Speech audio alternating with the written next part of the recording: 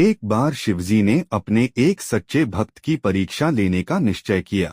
एक दिन वह लंबी यात्रा पर निकला। दोपहर का समय था, तेज धूप पड़ रही थी और रास्ता सुनसान था। चलते चलते उसके पैरों में छाले पड़ गए और वह थककर एक पुराने टूटे फूटे मंदिर के पास बैठ गया।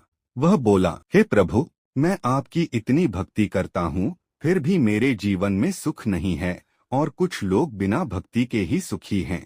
भक्त के मन की आवाज सुनकर शिवजी ने एक साधारण वृद्ध साधु का रूप धारण किया और उसके सामने प्रकट हुए। साधु बोले, वत्स, तुम इतने दुखी क्यों हो? भक्त ने अपनी सारी व्यथा कह दी। साधु मुस्कुराए और बोले, तुम्हें जो चाहिए वह तुम्हें मिल सकता है, पर पहले इस थैले को लेकर उस पहाड़ी तक जाओ। भक्त ने देखा थैला बहुत हल्का था। वह खुशी खुशी चल पड़ा। जैसे जैसे वह आगे बढ़ता गया, थैला भारी होता गया। कुछ दूर चलने पर उसने सोचा, काश यह थैला सोने चांदी से भर जाए। तुरंत थैला और भारी हो गया। अब वह पसीने से तर हो गया। थोड़ी देर बाद उसने सोचा, काश मेरे पास सेवक होते जो इसे उठा लेते।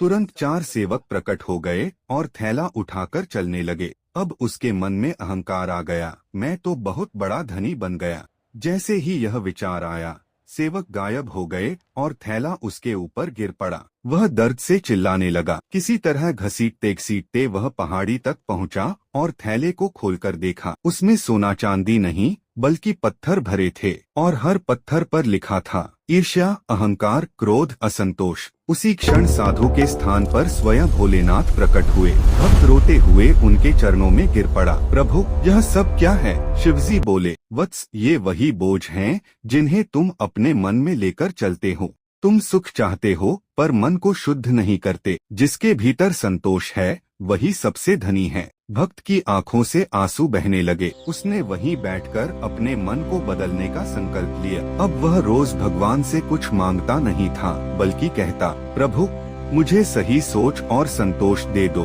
कुछ समय बाद उसका जीवन सच में बदल गया। मन शांत हो गया। लोग उससे प्रेम करने लगे और बिना मांगे ही उसे सब मिलने लगा। कहानी का संदेश, मन का बोझ ही जीवन का सबसे बड़ा दुख है। जिसने मन जीत लिया